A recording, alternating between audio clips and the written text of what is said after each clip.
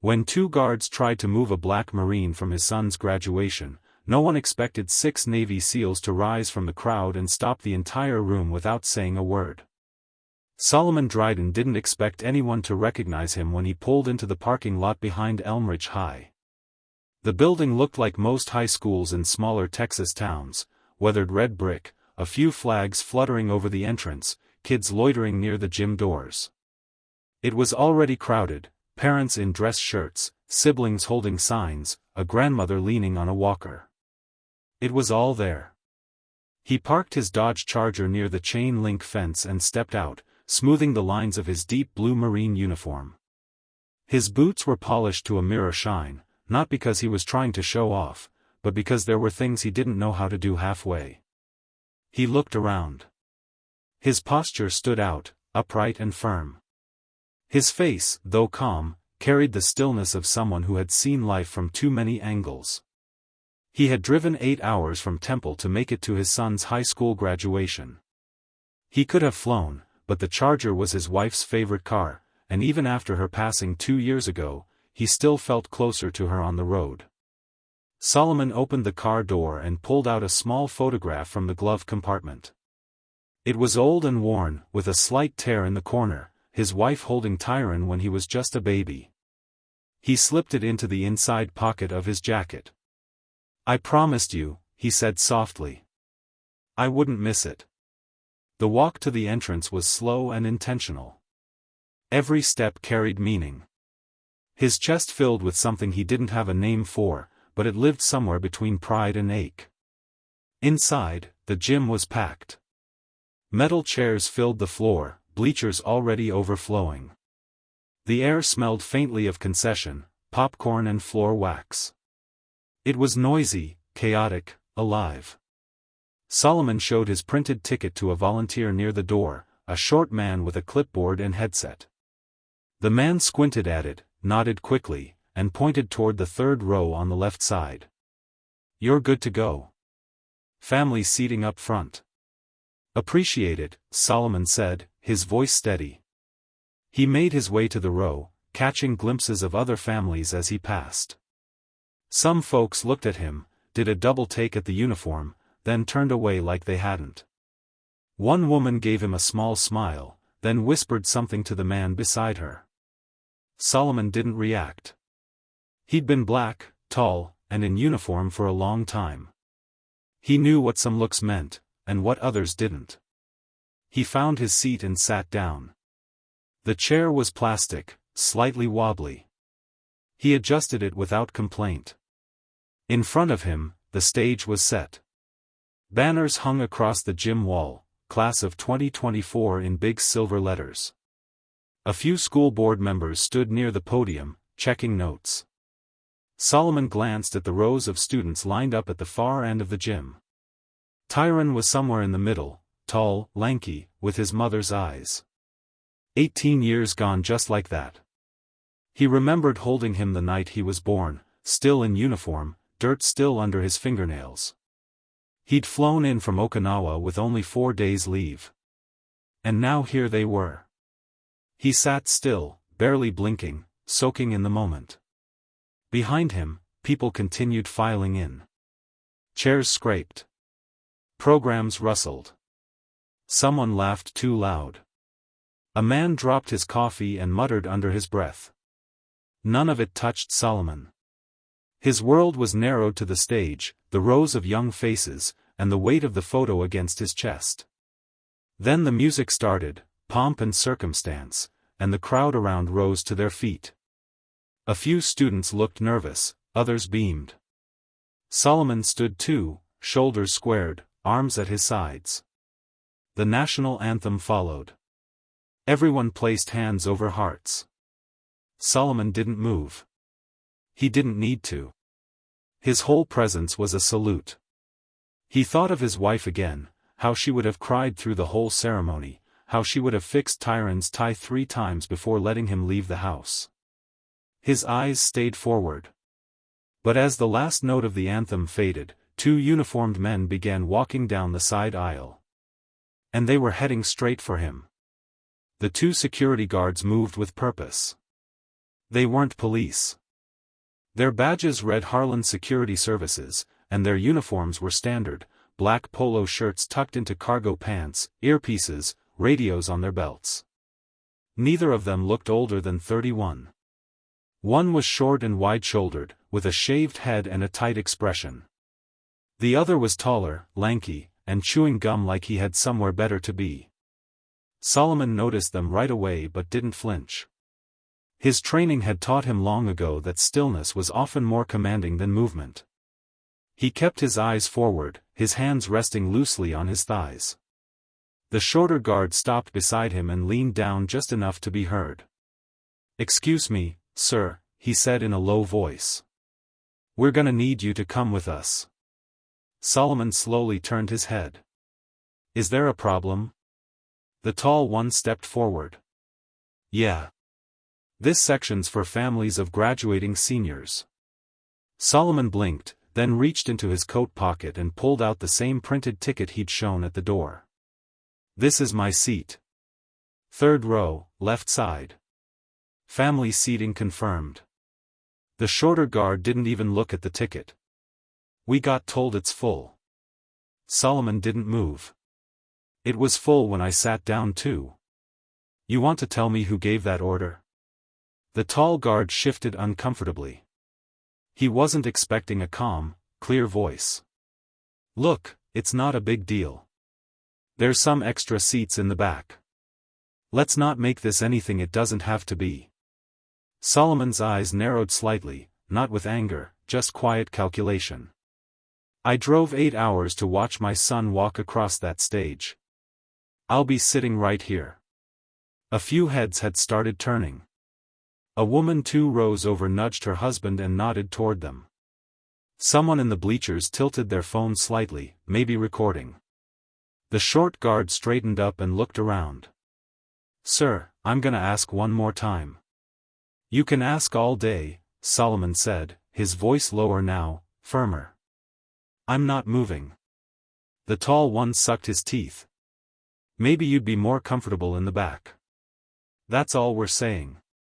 And there it was. Solomon looked at him fully now. That phrase wasn't about logistics. It wasn't about policy. It was about something older, something quieter. Something that had followed him all his life, in board rooms, waiting rooms, front porches, and even the base cafeteria. Just behind a smile. Just under a whisper. He didn't respond. The air shifted around them, the way it does when people start sensing a line has been crossed. The short guard noticed it too. He adjusted the radio on his hip and muttered something into the mic, never breaking eye contact. Solomon stayed seated, staring forward like the conversation had ended. Because for him, it had. A woman seated beside him, older and pale-skinned, leaned slightly toward him and whispered, "Don't you let them move you." He nodded once, acknowledging her but saying nothing. He didn't want to make a scene. He wanted to watch his son graduate, like any other father. But the guards weren't finished. The tall one lowered his voice again. "Look, you got a problem, take it up with the school office. We got our orders." Solomon turned his head toward him once more. "You have a name, son?" The guard blinked. "It's Officer Malley." "Not officer," Solomon replied. "You're private security." The other one stepped in. "All right. That's enough. If you don't stand up," he didn't finish the sentence. Because that's when the gym door at the far end clicked open and 6 men walked in. No uniforms. No badges. Just firm postures, squared shoulders, and faces that said they'd been through worse things than awkward stares and misjudged instructions. They didn't walk in together, they filtered in one by one, taking different spots like they weren't there together. But anyone watching closely could tell. They moved the same. Watched the room the same. Sat the same, still, steady, and alert. Solomon didn't look back. He didn't have to. He knew exactly who they were. But the guards didn't. At least, not yet. And they were about to find out. Solomon kept his focus on the stage. His jaw didn't move, but his mind was turning. He wasn't angry, not yet, but something inside him clicked into place. Like a switch he didn't use unless he had to. The one built for survival, for balance, for patience under pressure. The two guards didn't leave. They hovered. It was the kind of hovering that wasn't about doing a job, it was about trying to remind someone they had power. But what they didn't understand was that Solomon had lived in places where power was life or death. Not some gym with folding chairs and a sound system. A student name was called from the stage and the crowd clapped politely, but people weren't really paying attention to the ceremony anymore, not the ones nearby. They were watching the standoff, pretending not to. The taller guard, Mali, shifted his stance again. He leaned closer, voice quieter this time. "I'm trying to do you a favor here, all right? This doesn't need to get ugly." Solomon's eyes flicked to him. "You don't have that kind of favor to offer." A pause. Mali drew back slightly, as if reconsidering his next move. But the shorter one, Garvin, according to his badge, was less subtle. He didn't like being challenged. His hand hovered near the radio again. A few rows behind, a man stood up slowly. Nobody noticed at first. He didn't say a word, just crossed his arms and stared. Clean-shaven, broad frame, eyes sharp. He took a seat near the aisle without removing his gaze from the scene in front of him. A second man stood up on the opposite side of the gym. Same posture. Calm. Intentional. Then a third. They didn't speak. They didn't need to. Solomon knew them all. He didn't turn to look, because his instincts didn't require confirmation. He had led these men through mud, gunfire, and silence darker than most people could imagine. Garvin leaned down again, this time with something in his voice that wasn't there before. "Listen, man. You're making this into a situation." Solomon turned his head slowly and deliberately. "And you're not listening." Garvin's hand twitched toward the radio again. But before he could say a word, a voice broke the tension from 10 feet away. "Is there a reason this man's being bothered?" It was clear, calm, controlled. The kind of voice that doesn't rise to get attention, it drops just enough to make everyone else stop talking. It came from a man standing in the center aisle. Tall, salt and pepper beard, fitted black coat over a gray shirt.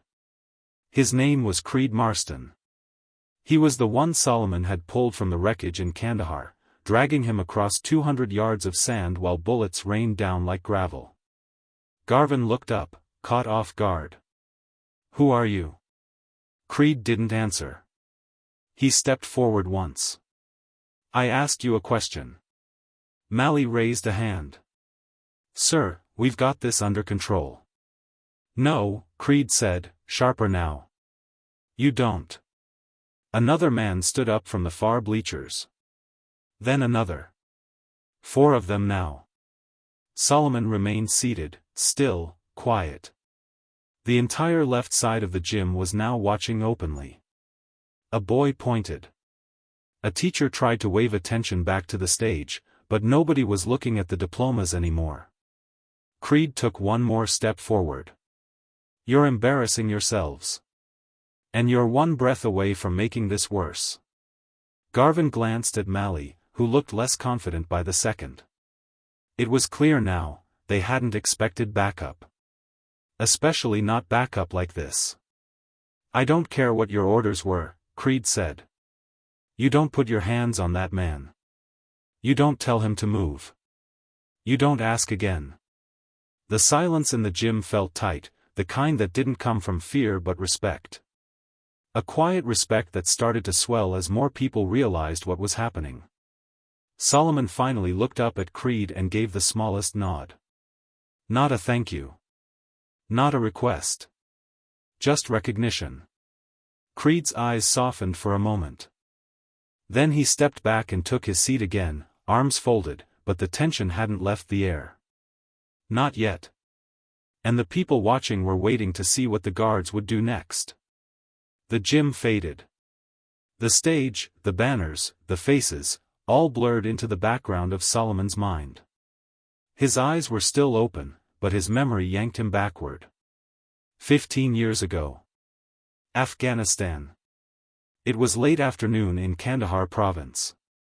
The sun didn't set gently there, it crashed down like a hammer, turning the sand to rust and the air to steel.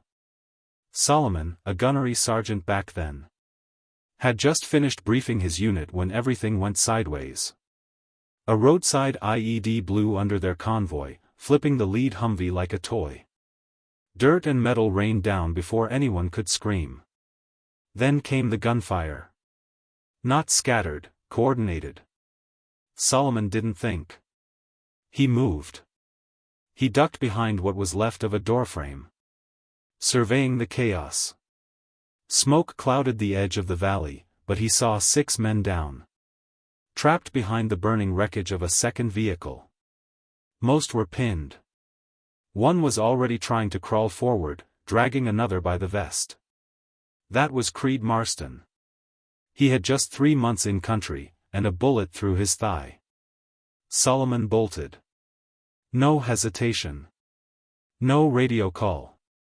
He ran through open ground, dodging bursts of gunfire, sliding into cover behind a blown axle. Creed looked up, blood on his temple, gasping. "You're bleeding," Solomon had said. "You noticed," Creed coughed.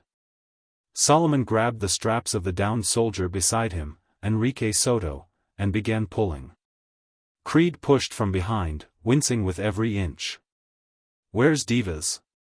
Solomon shouted. Creed pointed weakly. "Left side, under the hood." That's when Solomon saw him. A young SEAL, pinned under part of the engine block. Leg trapped. He was yelling for help but too far gone to move. Without pausing, Solomon told Creed, "You keep low and move when I move." Creed nodded. That's when he really started to understand what leadership looked like. Solomon sprinted across again. His foot hit gravel, then bone, but he didn't stop. He slid to Divas, crouched low, and gripped the edge of the mangled hood with both hands. It wouldn't budge. "Gunny, don't," Divas shouted. I'm good." "You're not staying here." Solomon braced. One foot dug deep and lifted. His shoulders strained, his ribs ached. The metal groaned. But it rose just enough for Divas to yank his leg free. They fell back together, crawling toward the ridgeline. Gunfire cracked overhead. Creed returned with Soto, limping on his good leg. 2 others followed, Lim and Horton. Faces blackened with ash, rifles at the ready. When the firing stopped, there were no cheers. No victory speech. Just silence. And breathing. All 6 of them were alive. Solomon was the last to check out. He stayed on rear watch until the dust settled and the medevac arrived. He didn't speak for a long time after that. But Creed remembered. They all did. After that day, there was never a doubt. If Solomon asked for anything, anywhere, anytime, they'd be there. No matter what. Back in the gym, Creed sat quietly in his chair, eyes fixed on the guard still standing near Solomon. He wasn't thinking about war. He was thinking about promises. The man who had dragged him out of a war zone was now being harassed in front of a high school stage for trying to watch his son graduate. He clenched his fists. Another SEAL, Javier Meeks, walked in and sat 4 rows back. Then Zachary Wells found a spot along the right side bleachers. They didn't speak. They didn't need to. Solomon glanced toward the back of the gym now, just briefly. His eyes met Meeks. That was enough. But the guards didn't understand what those looks meant. Not yet. And the moment they made the next move, they'd learn real fast. The ceremony pressed on, at least on the surface. Names were still being called. Families clapped, some too loudly, trying to cover up the tension that now thickened the air. But the attention had shifted. Eyes that had once been glued to the stage now kept drifting toward the third row on the left, where Solomon Dryden sat like a statue. And two guards stood like they didn't know what to do next. Garvin glanced toward the front, where a school official tried to get his attention. The woman looked nervous, mouthing something and gesturing subtly toward the guards. But Garvin shook his head. He wasn't ready to walk away.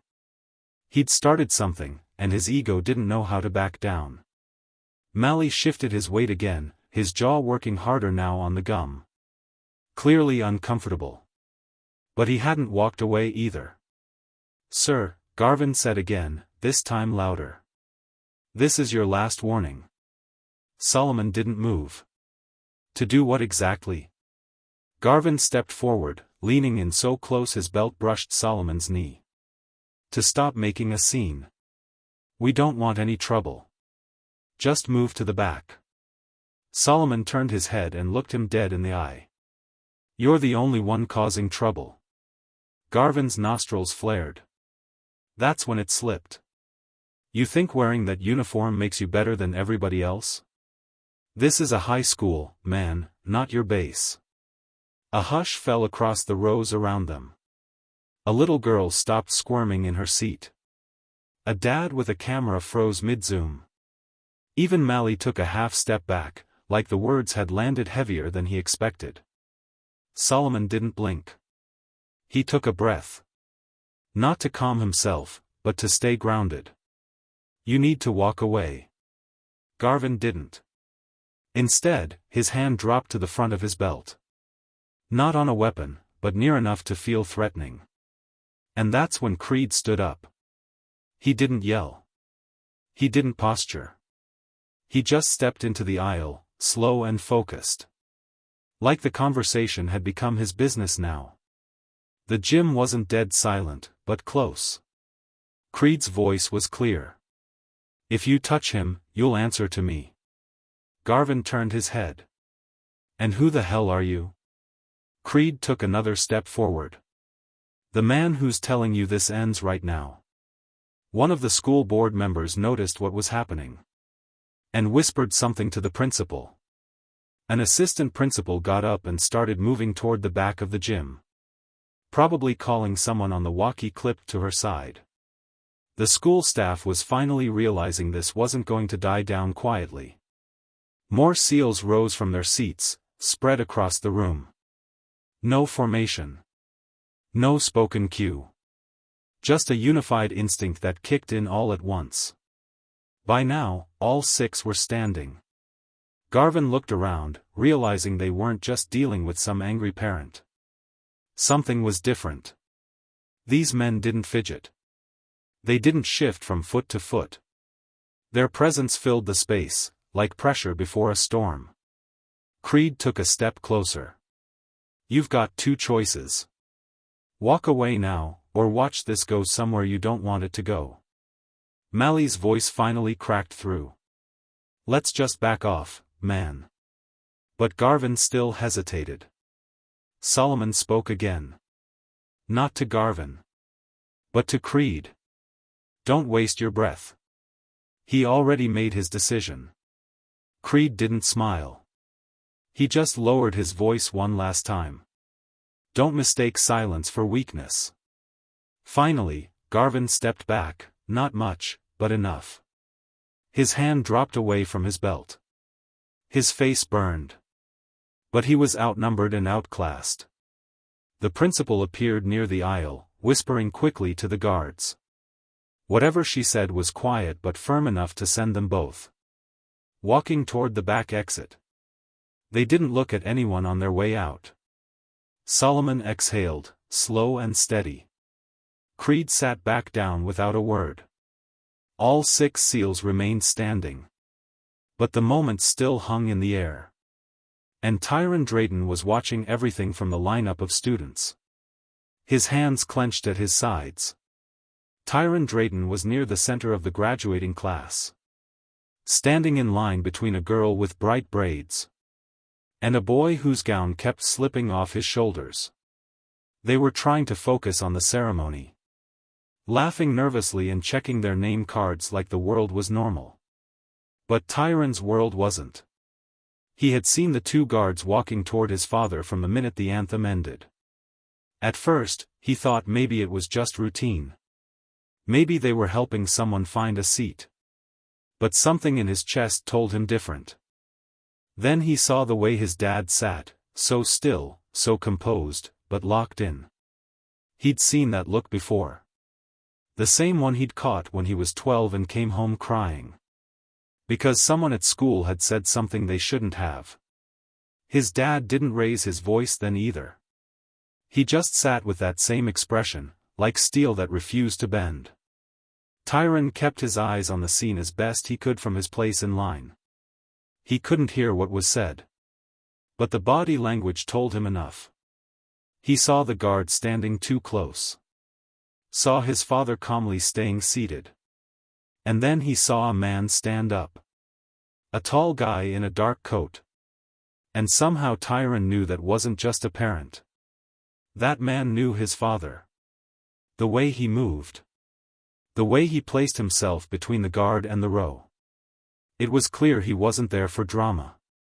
He was there for Solomon Drayton. Then another man stood.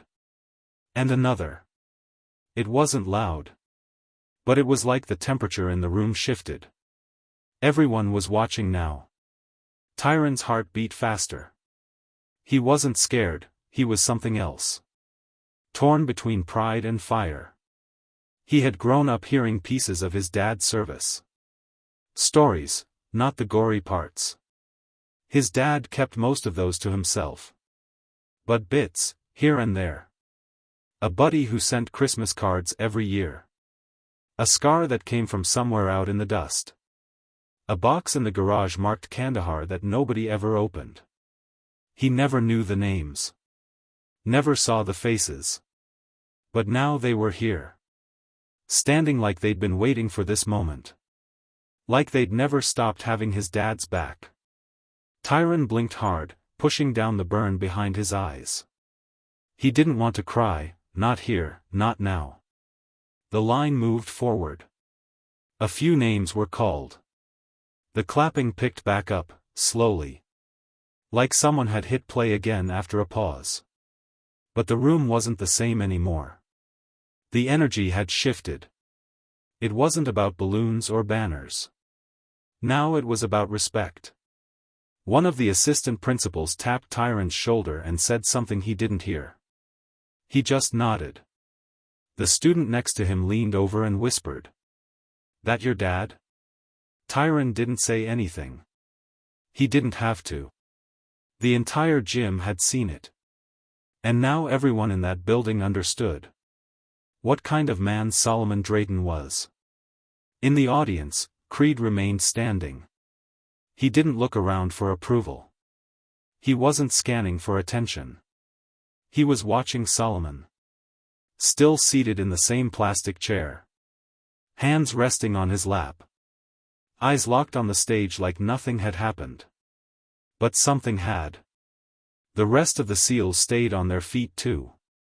Not posturing, just present. Their silence spoke louder than any microphone ever could. A few parents clapped louder now with each name. Almost as if they were trying to make up for the tension earlier. The gym had become a living thing. Stirred awake by a moment of injustice. Held steady by the weight of honor. Solomon remained still. Not defiant. Not bitter. Just present. A father watching his son take one more step into adulthood. But the moment that would break through all of it was still coming. And when Tyron's name was finally called, the room wouldn't be able to pretend anymore. The line was moving faster now. Some students were still fidgeting. Adjusting caps. Whispering jokes under their breath. Trying to enjoy the moment. But Tyron wasn't in that space anymore. His mind kept flashing back to his father. Sitting alone. Surrounded by faces. But completely centered in that chair. Like it had been built just for him. There was something about how he held himself.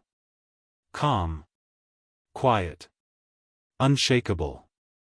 And something about the way those men, those warriors, rose around him. Without needing to be asked. Tyron realized for the first time that he didn't really know the full weight his father carried. Sure, he'd seen the pictures. The medals in the old wooden box. The folded flag tucked into the bookshelf in the living room. But those things never really spoke. They just sat there like relics. Today, they walked. Today, they stood. The assistant principal called out the next name. Then another. Tyron was 3 people away from the stage. He wiped his palms on his gown, tried to slow his breathing. The girl in front of him turned and grinned nervously. "You ready?" Tyron smiled. "A little more than you know." He stepped forward. On the other side of the gym, Solomon leaned slightly forward, his eyes never leaving the stage. He didn't clap for every student, not out of disrespect, but because his focus had narrowed to the boy in the black robe with the red and white honor cords. The boy who looked so much like his mother when he smiled. 1 name. 2 names. Then the announcer paused for a second, cleared her throat, and spoke with a bit more weight than before. Tyron Drake. The name echoed. There was a beat of silence, half a second, maybe less, before the room erupted. Clapping. Whistling. Cheering. But what stood out wasn't the volume, it was the rhythm of it. The sound wasn't chaotic. It was deliberate. Coordinated. Deep. The 6 SEALs still standing raised their hands and applauded in perfect unison.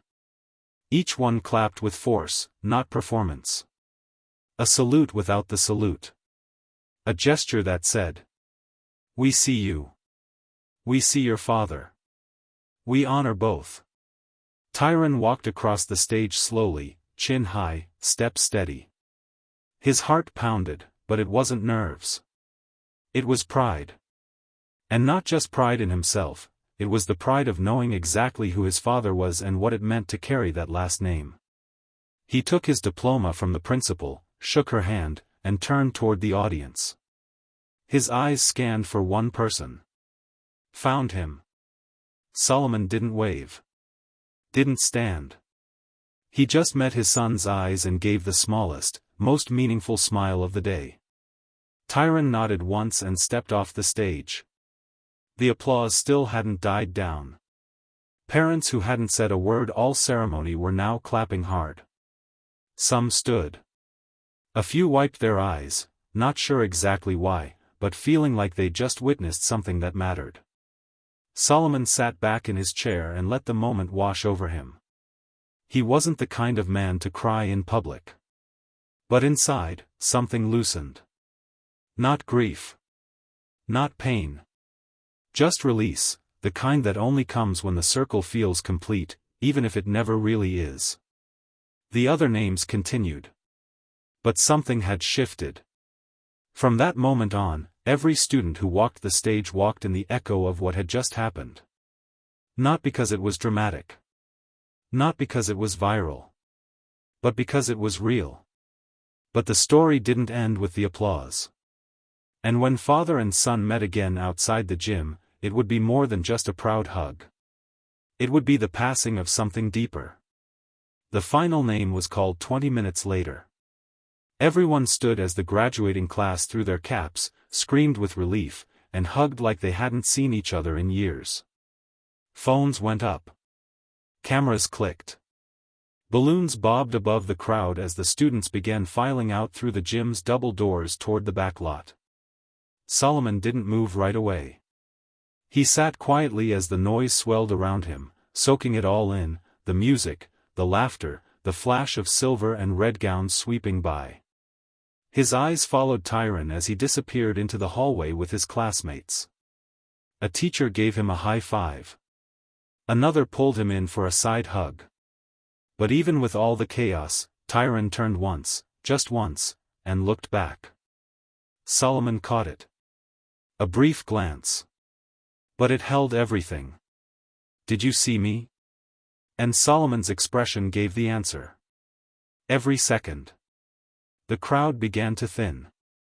People shuffled out with flowers and balloons, congratulating each other in loud bursts.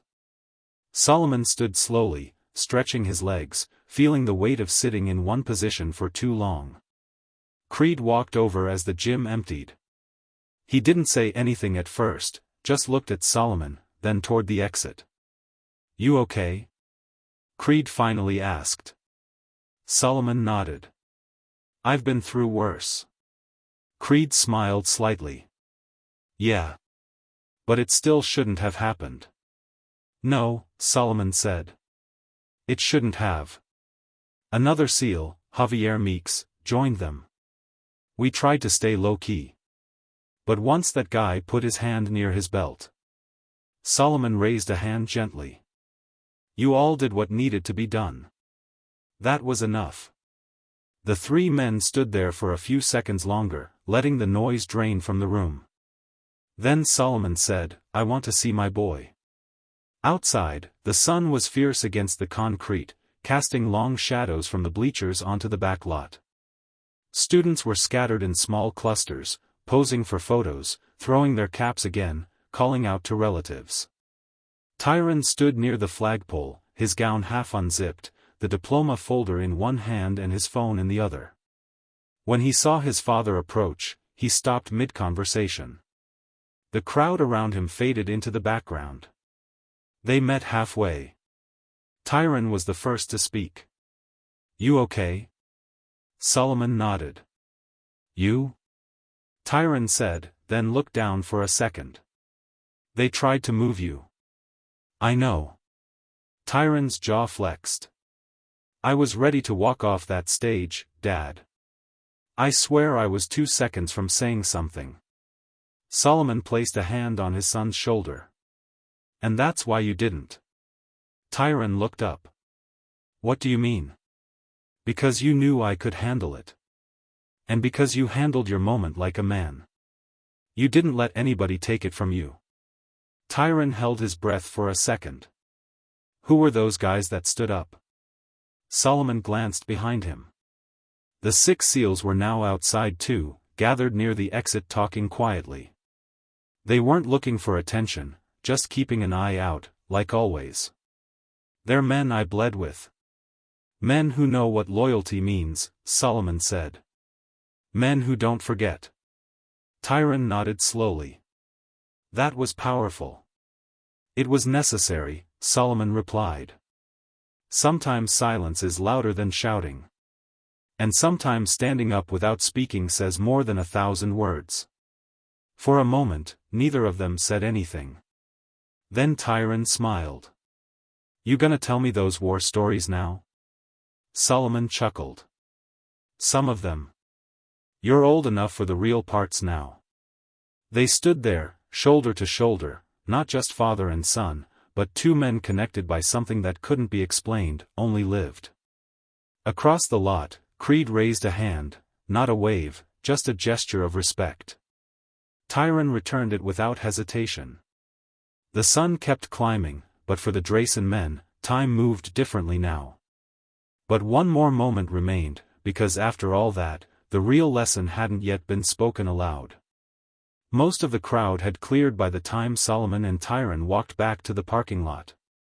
A few families still lingered, laughing around folding chairs or loading trunks with flower arrangements and graduation gifts. But the buzz had quieted, and the sun had softened into early evening light. Solomon unlocked the Charger, the same one his wife used to drive to parent-teacher meetings and weekend road trips. Tyron paused at the passenger door, running his fingers along a scratch near the handle. "She would have been screaming the loudest today," he said softly. "She would have made you retake every photo until your smile looked just right." Solomon replied, managing a grin. They climbed in, shutting the doors behind them. The car was warm from the sun, but it felt like a cocoon, sealed off from the rest of the world for a few breaths. Tyron turned to face his father. I gotta ask, why didn't you say anything to those guards? You just sat there. Solomon tapped the steering wheel once, then turned to him. Because I don't have to stand up for who I am. And I don't need to raise my voice to be heard. Tyron looked out the window for a second, chewing on that. You know how many times in my life I've had to choose between letting something slide or blowing it up? Solomon continued.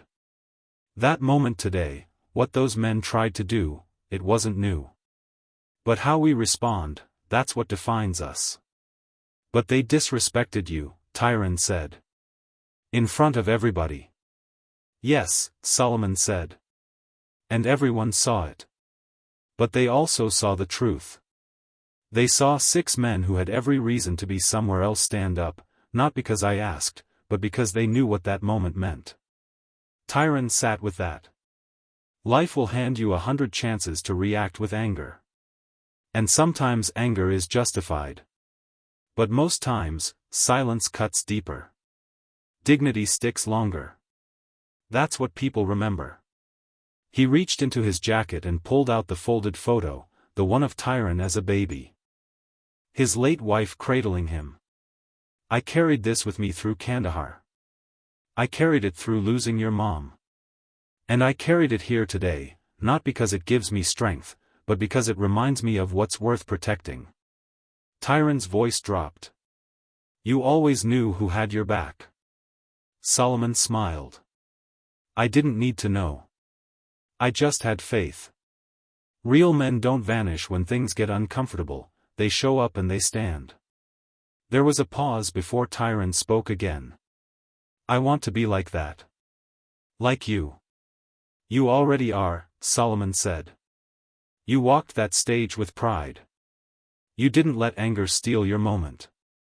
You stayed grounded even when everything around you was trying to throw you off balance. Outside the car, the last of the SEALs were getting into their vehicles.